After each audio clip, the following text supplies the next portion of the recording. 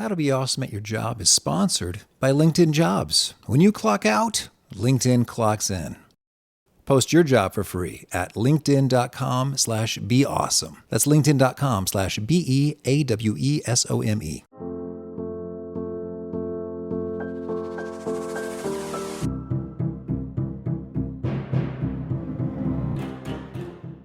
We don't just become a speaker because our mouth's open. We become a speaker because we practice at our genre, with our audiences, to our goals, with our content, with our story.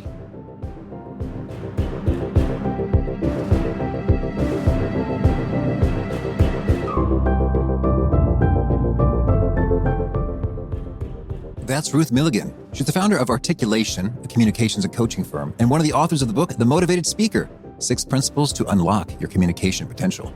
Ruth has over 35 years of experience in the field of communication. So you'll learn 1, the best way to improve at speaking, and why most don't do it.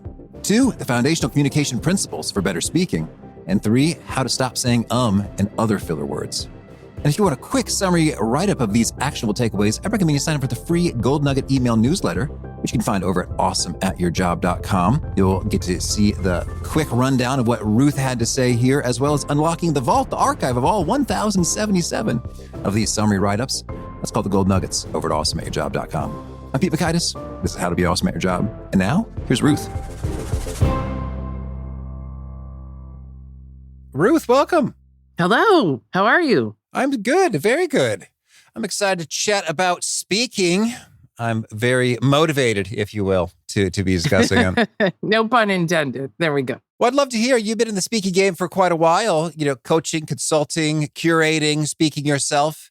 Can you tell me what's the most surprising and fascinating thing you've discovered about us humans and speaking over the course of your career? The most fascinating is that we don't want to hear ourselves talk. That's a challenge because we want people to want to listen, because that is the number one way to improve. So if you can get through that threshold and get through that kind of troublesome, sticky spot in your head, that you're not going to die when you listen to yourself and that no one actually has to know when you do, it can be very, very, very, very helpful. Well, let's speak right into the heart of that. It's the most effective way to improve, and yet we don't want to do it. Can you share why don't we want to do it and how can we get over that? I think our perception of ourselves is always different than what we see. So, for instance, I'll listen back to every podcast, every recording, and I see my sister because we have a lot of similarities. And I think, ooh, do I want to be like my sister? My sister's fine, don't get me wrong. But, you're like, oh, I want to be me. And then sometimes it's, ooh, do I really sound like that?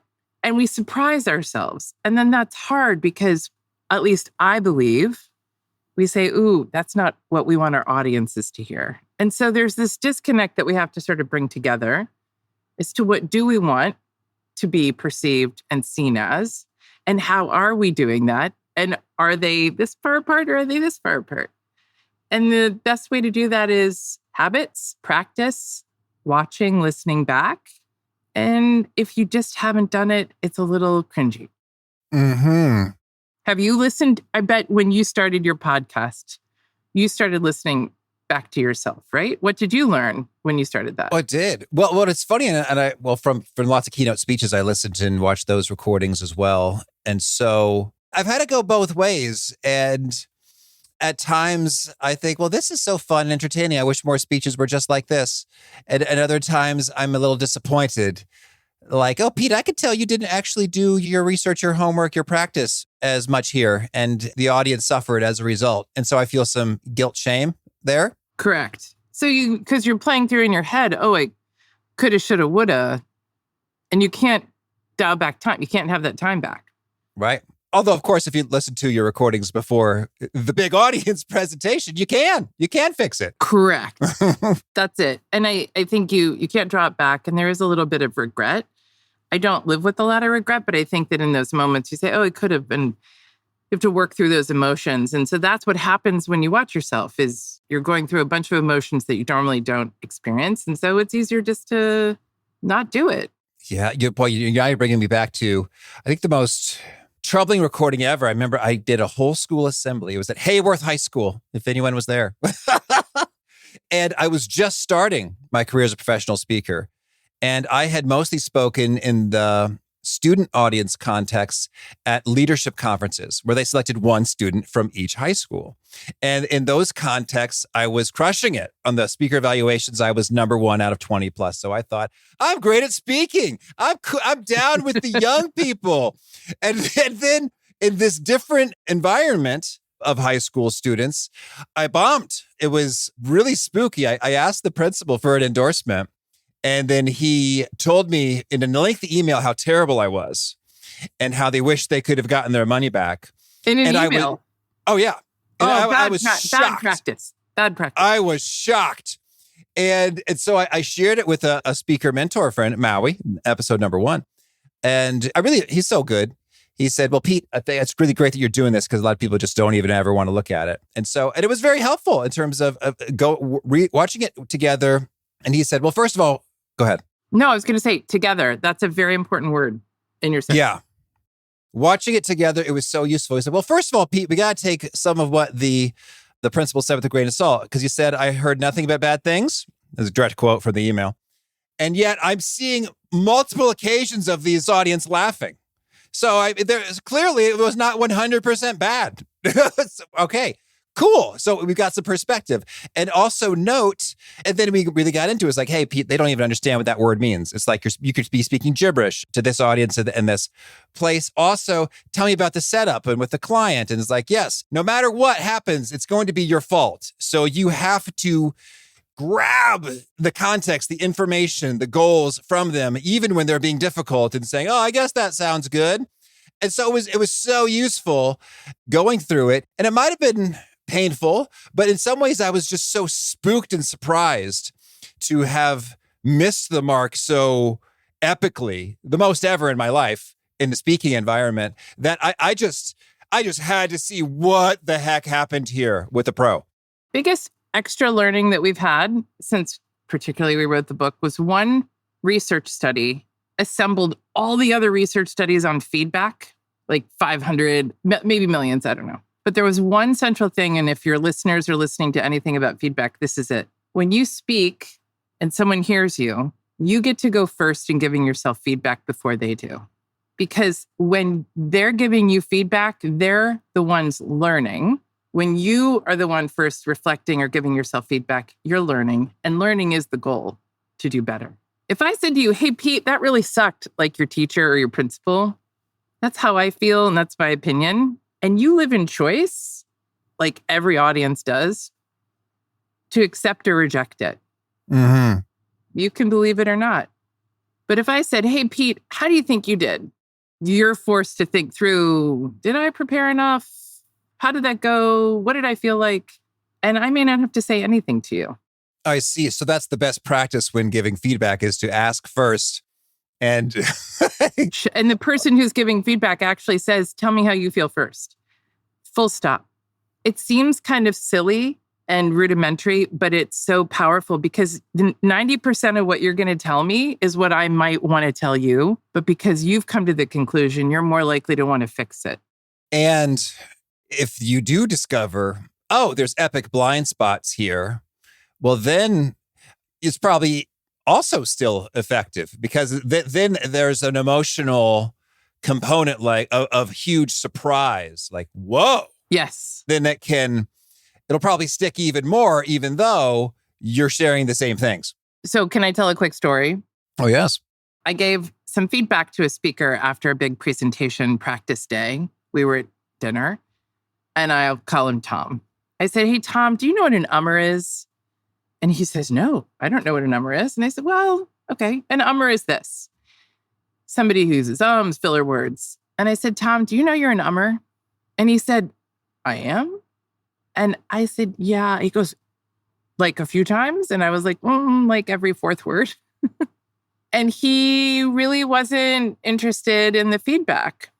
And everyone in the room heard it. Everyone in the room looked at me and said, help him. So 2 days later, we come back for another round. And he comes barreling in with the same umming, not even attempting. And I said, hey, Tom, do you remember the recording I sent you? Did you have a chance to listen to like a minute of it? Because I'm looking for him to hear himself, right? versus me just telling him. He's like, no, I didn't need to listen to that. I just decided I'm going to be more conversational. How's that working out for you? Well, that's a different thing. He was solving the problem he thought he had, not the problem he had. And at that point, you say, okay, I did my best. Well, yeah, but that's illustrative because I think we all do that or can do that to some extent, in that you being more conversational is a thing that might be effective, but it's a different solution to a different thing. Correct. And so, but it's interesting how in our brains, especially if we're not a master of a thing yet, we can conflate, because I think in many ways, mastery of something is largely about the capacity to distinguish between nuances. And if you're not yet mastering, you might think, oh, umming means not conversational. And you could go, and I mean, I've done that in other domains in terms of. So what would that mean to you if you heard I made it more conversational? Like, you're a conversationalist for a living. I couldn't even make the connection to why he thought getting rid of a filler word would be solved by becoming more casual. Or anyway, we don't have to dissect it, but like, it is interesting. Well, yeah, there's a missing link there. And yes, I think it's illustrative of the gap between what we believe we need and what we do. And if we don't watch ourselves, we're going to pick the wrong thing. Mm-hmm. I think I've come to learn in life, generally speaking, if we want to advance or improve in a thing, a domain, it will probably require either time and or money and or outside expertise and or confronting our own weakness, foibles, mistakes. So I would just say that in a way, humility itself is a resource we can deploy to improve on a thing. And sometimes it might be unpleasant, but it can save you time and money. So it's like, humble yourself and watch the recording. Exactly. And I promise no one's ever died. All right. I mean, there are things that we do that are painful in life. It really shouldn't be one of them, but it is. Okay. Well, thank you. Well, right off the bat, that's great stuff. There you go. That's all I got. Are we done? Just to remember. We could be. But you got a book here, The Motivated Speaker. And you start the book, The Motivated Speaker, by discussing this is so meta, the concept of a threshold concept. Correct. So what do you mean by this term and why is that important? Sure. About 10 years ago, two guys, Meyer and Land, put a label on the thing that is recursive, troublesome, sticky. And when you encounter it, you can't go back. You don't unsee it. It's that transformative kind of liminal space. You have to reach for it. And when you're on the other side of it, everything else you do becomes better. So to the title of your podcast, How to Be Awesome at Your Job, there are threshold concepts about business. There are threshold concepts about podcasting. There are threshold concepts that you had to learn certain things in order to be really good at this podcast game. And if you didn't learn them, you would be average at it. Our mentor, who named the concepts for learning to write, we asked her, we said, has anyone ever named the concepts for learning to speak? And she said, no. So she took us under her wing for the better part of a year. And the only thing we wanted to do was just be better coaches. We wanted to understand when somebody called us with a problem, we had an anchor to say, what haven't you learned yet? Not just what are you doing wrong? And those are two different things. I can hear you say, but what haven't you learned yet? You haven't learned that breath is a central character in the story of getting rid of your filler words. You haven't learned that the habit of working out of that is the threshold concept for replacing your filler words. So we cut the cloth a little differently on this communicator versus communication. The book is about the human as the communicator, not about the thing that you're doing, like producing. It's not about presentations. It's not about script writing. It's not about slide design. It is about the things that you need to do to be an awesome speaker. Mm-hmm. And that's really an interesting distinction right there. It's, hey, knock off the vocal pauses, cut it out. but rather a threshold concept. What haven't you learned yet? Correct. Like a threshold of a door. It's like, oh, once I enter through this, Yes. this has been opened up for me. It's a portal. Totally a portal. And so could you give us an example of a threshold concept? Like there was a time before we learned it and then we had to get it and then we got it and then it's transformative.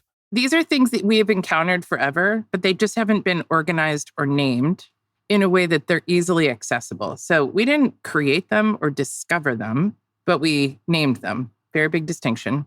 And so here's an example. If my client, the ummer, had understood that nobody's a natural speaker. If you said, Ruth, you're a natural speaker, I'd say that's BS. I'm actually not a natural speaker. I'm a well-practiced speaker. Nobody comes out speaking out of the womb. We all have to learn the habits of speaking. And if he had appreciated that he has to work out of that habit like he worked into it, he would have taken the few tips I gave him and walked around saying, okay, I have to do this thing. I gave him a specific thing to do. He didn't do it. And that's the habit. So the first one is speaking is habitual, not natural. We don't just become a speaker because our mouth's open. We become a speaker because we practice at our genre with our audiences, to our goals, with our content, with our story. So there are 6 of them. They're all in the same sort of category of things that you obviously have to encounter. And once you do, things become a lot clearer as to how to become that great speaker you want to become. I see. So a threshold concept, speaking as habitual, not natural, that is a threshold concept insofar as prior to internalizing this, you are kind of stuck. Right. And I might say, oh, I can't be that speaker. Like you might say to yourself, oh yeah, that person is such a natural. I could never be that way. And our argument is that's a lie. It's a myth. And with the right practice, like anything, you can become better at it. And so to dial down that I can't do it to how can I do it? Well, the first thing you need to do is realize that if you practice. So here's a good example. We did like a practice podcast about 5 months ago, and I came out with like a bunch of ums. I was mortified. This is my business. And I walked around for a week and I just did the trick that I know that I need to do. And I'm happy to share it with you. Every time I spoke, I worked my way out of it. A few days later, it was good. What is it? 21 days to a better habit generally. But if you don't know you have the habit and you don't know how to get out of it, then you can't practice. Well, I believe that great speaking is habitual and not natural. For those who are skeptical, can you prove it, Ruth? I mean, you've got many clients who have improved, but let's just imagine who were some of the greatest speakers throughout history or in our modern era. And did they, in fact, have to build up a lot of habits? I'll give you one. Nikki Glaser reported before she gave her opening monologue at the Golden Globes, she practiced 94 times.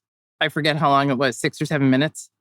She counted 94 times. She shows up and she doesn't miss a beat, but she doesn't want to take any risk. Even though she might have even also been on a teleprompter, she still practiced 94 times. Because in comedy and her genre, this is a genre, us speaking on a podcast, Nikki's got a genre, timing is everything. Mm-hmm. And if she's not practicing that timing, she's not going to land the joke, right?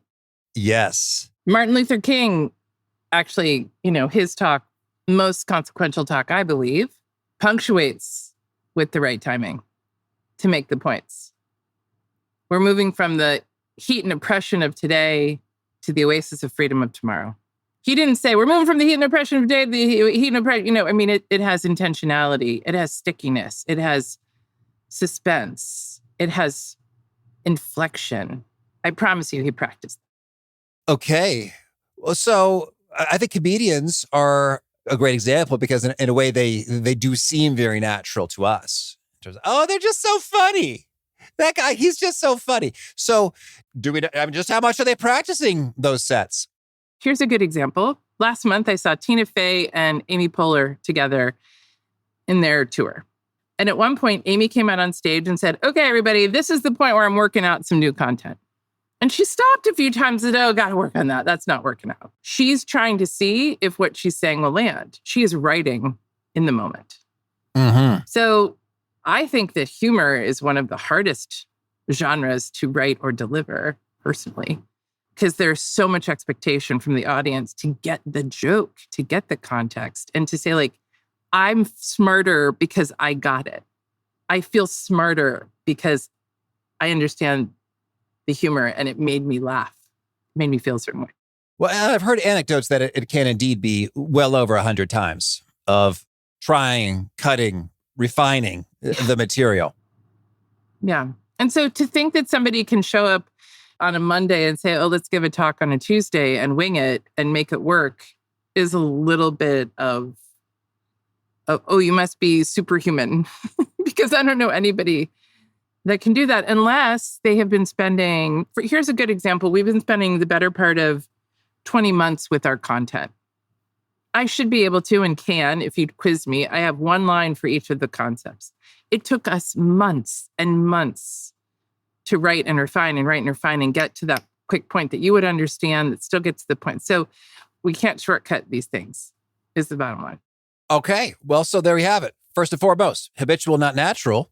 Can we hear the other 5 concepts? Sure. And I will do it with one sentence each to see if I got this down. Ready? Speaking is social. Your audience is always making meaning of what you're saying.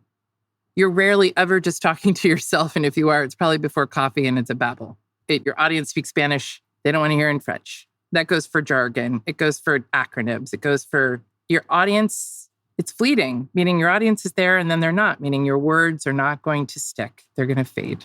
Speaking is social.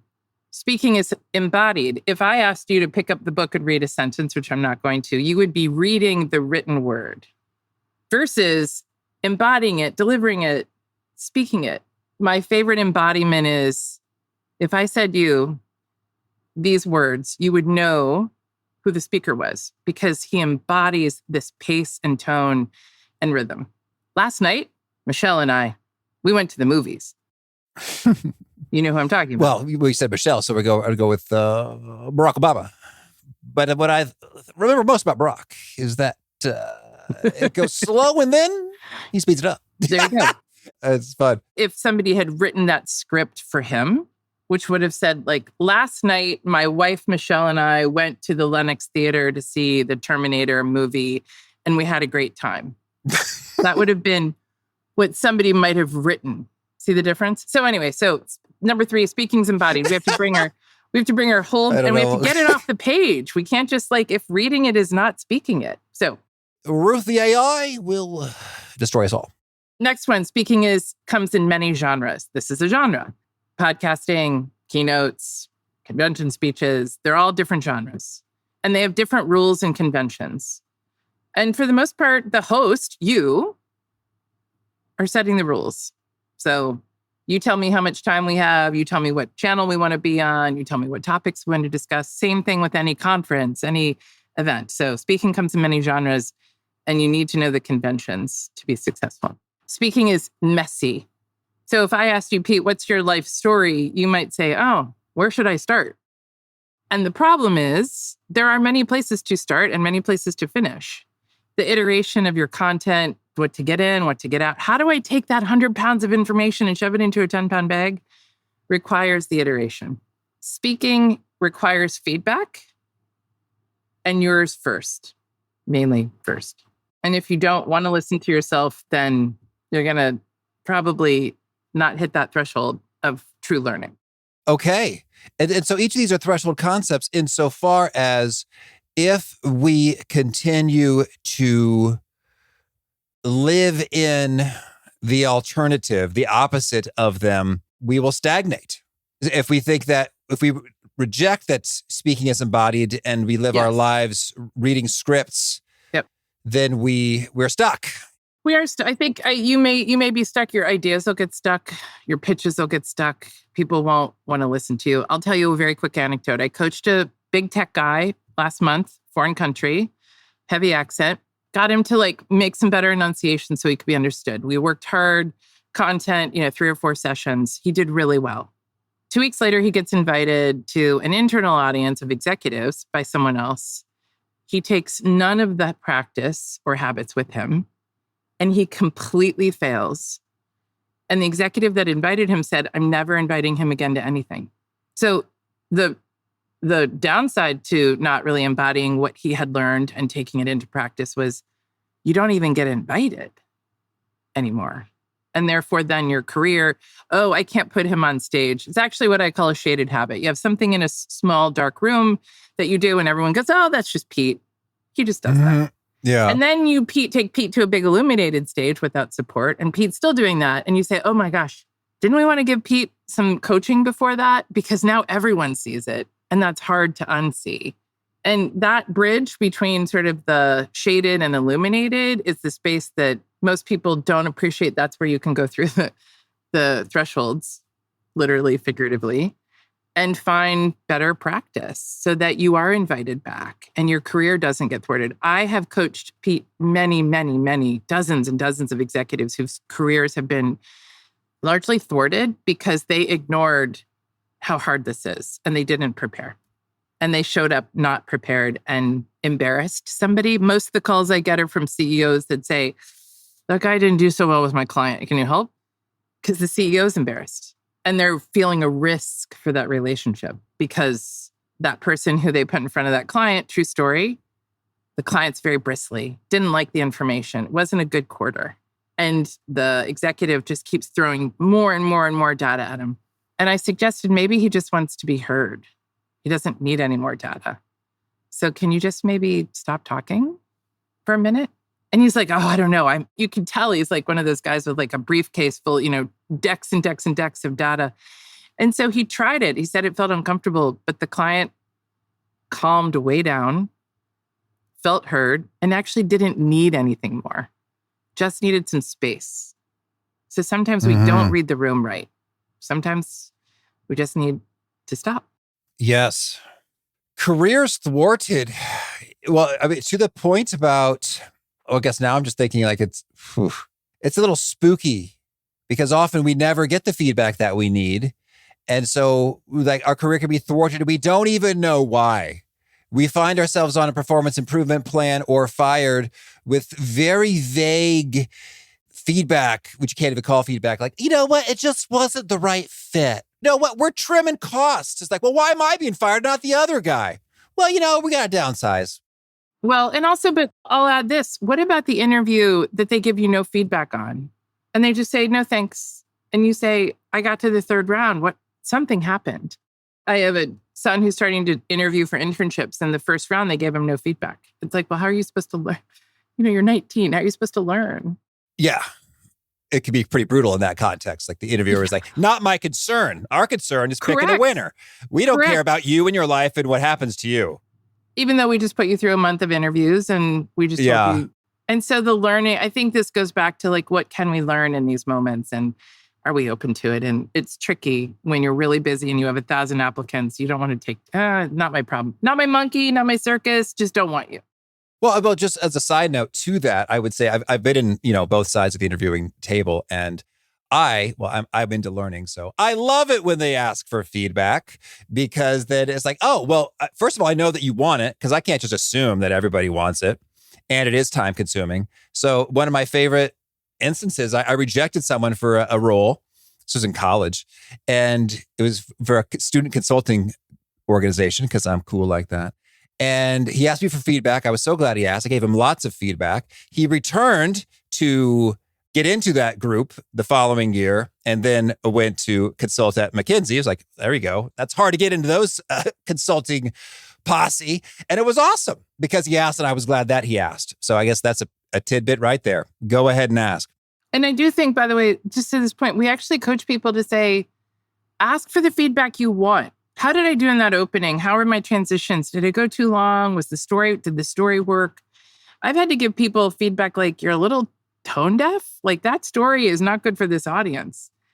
You might want to pick something that's a little less, I don't know, privileged or a little less offensive.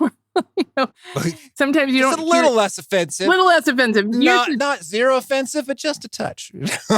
Yeah, like coaching so many years of TEDx, we'd have people with such good ideas. And every now and then you'd get somebody who's like, ooh, you haven't had a lot of feedback lately. I can tell. Okay, we'll go there. It's okay.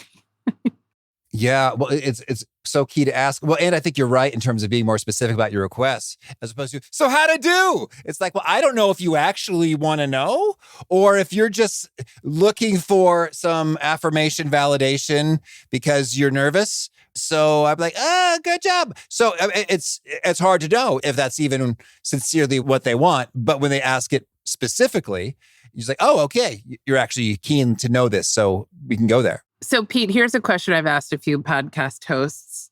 When you have to edit out, your editor has to do an extra big job of editing out filler words and what we call disfluencies, fancy term. Do you ever want to tell the speaker how many you took out? Oh, well, I don't even think about it now. My editor just does it and we just go. Well, it's just a curiosity because you actually have data. I do. You have real data. And then I suggested that maybe you send them both versions. You say, here's you before and here's you after. If you want to watch, you can. But at least that to me, like the before and after of any recording is the money shot.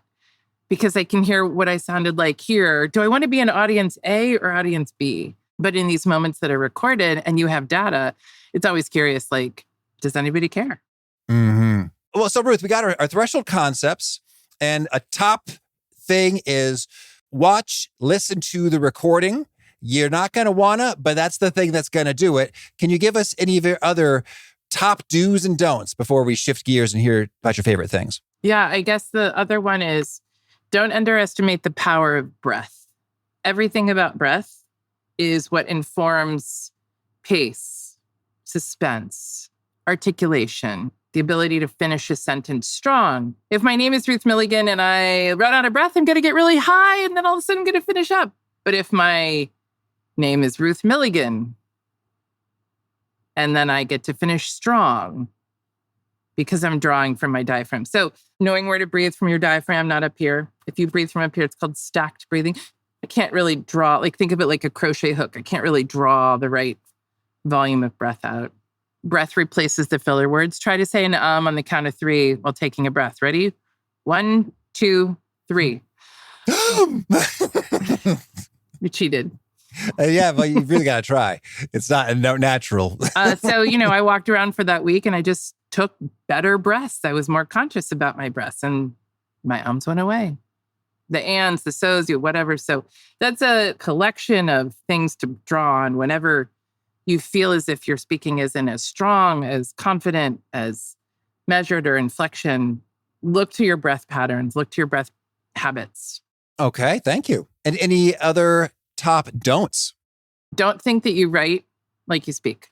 I cannot impress upon this one enough. I can tell within about 15 or 20 seconds if someone is reading me what they wrote versus delivering. We don't ever want to be read to unless we are like Isabel Allende or one of these great authors who comes to read me a chapter of your book. I remember going to TED one year and actually Isabel Allende was on stage and she came and read and I just could not get over like how they let her read. They don't let anyone read anything. There's no teleprompters. There's no notes.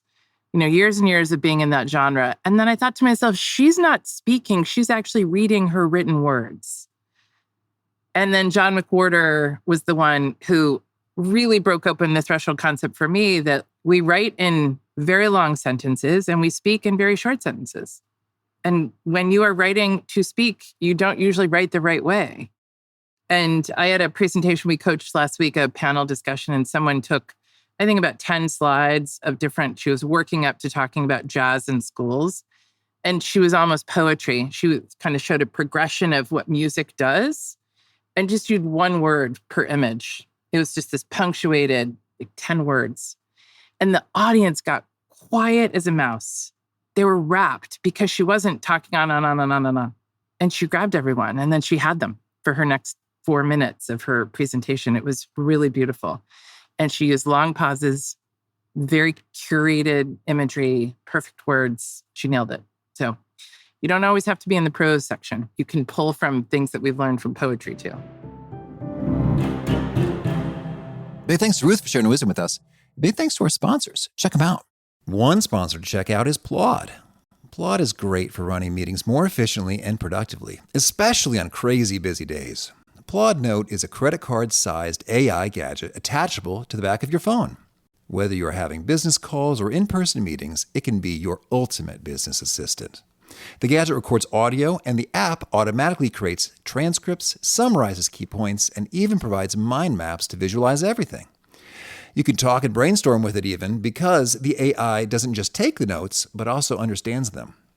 Applaud has been trusted by over 700,000 buyers globally, and more than 200,000 managers and leaders are using it every day to save time and improve collaboration. If you're ready to take your meeting to the next level, type PLAUD into Google and get a 10% off discount with my code AWESOME. It's slim, gorgeous, and cool. And that website again is Plaud, spelled PLAUD. One sponsored checkout is LinkedIn Jobs. LinkedIn Jobs is your 24/7 hiring partner. LinkedIn makes it easy to post your job for free, share it with your network, and get qualified candidates that you can manage all in one place. Here's how it works. You post your job and quickly get in front of the right people with deep candidate insights.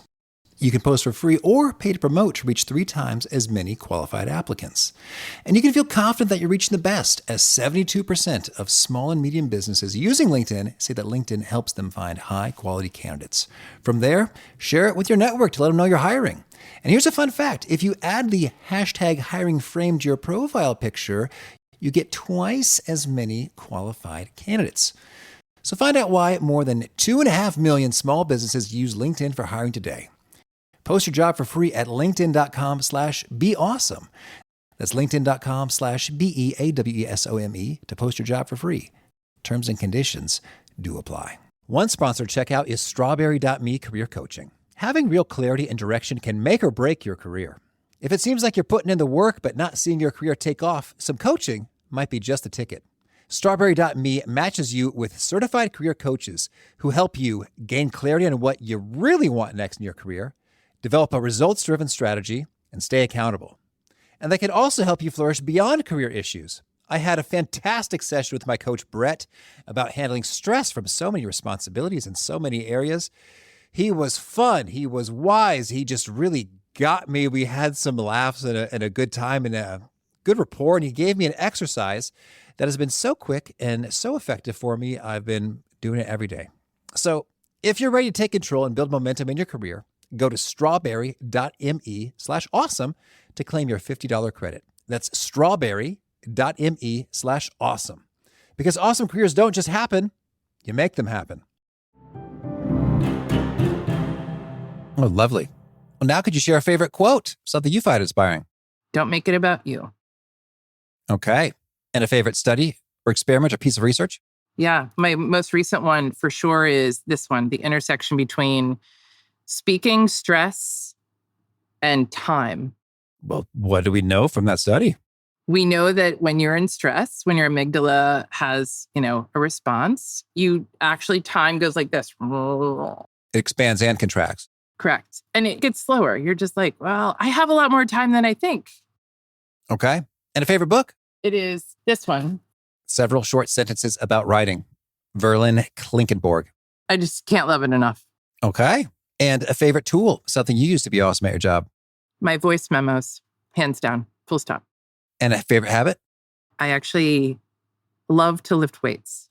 It solves so many problems in such a short amount of time. All right. And is there a key nugget you share that really connects and resonates with folks? They quote it back to you often. I think the one I said earlier is the one that I think sticks with me, which is when you're in front of an audience and you're feeling nervous, stop making it about yourself. Make it about the audience. And a lot of that anxiety can wash away when you say, be of service to them.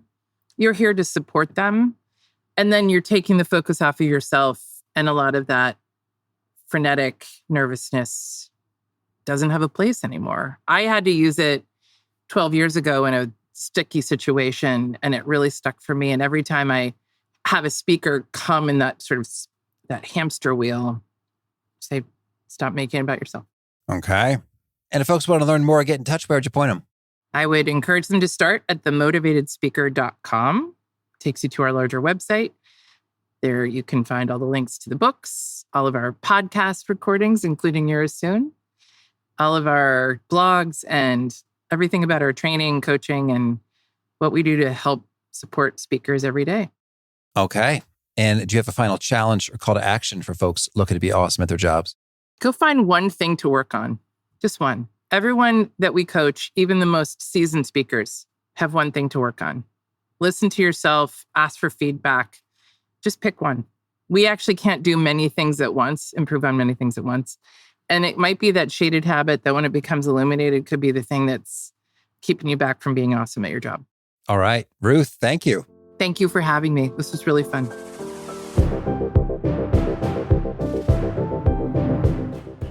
Boy, Ruth just nails it when it comes to reviewing the video of you speaking in a practice or the actual event afterwards is so transformational in terms of the benefits you get. The improvement per minute is perhaps unmatched. It's just about the top thing you can do, and that squares with my own experience. So I recommend you find the courage, and you might think, oh, I know how I'm doing. It's all good, but surprises pop up all the time. I recall one time I was at an event. I was speaking and my buddy Jeff was also speaking at the same event. So we watched each other and gave each other some feedback. And I told him, oh, good job. One thing I noticed you might want to look at is you have this odd habit of touching your tie a lot, just kind of out of nowhere. And it's a bit distracting and it kind of got me wondering, what's up with this tie? What's going on there? Is he nervous or is there itchy or what's the deal there? He's like, my tie, huh? Really? He almost didn't believe me. And then he watched the video and was like, wow. And I don't know if he would have watched the video had I not told him this.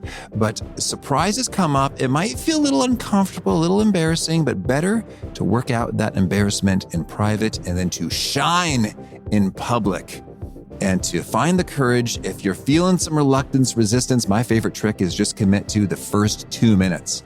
I'm going to watch 2 minutes of this video, then I'm free to exit. And often once you get in the groove, it's like, okay, this is not so bad. I'll just keep going. Great stuff from Ruth. If you want to take a look at the show notes or the transcript or the bits that we've mentioned here, please visit us at awesomeatyourjob.com/EP1077. Hope to catch you next time. Peace.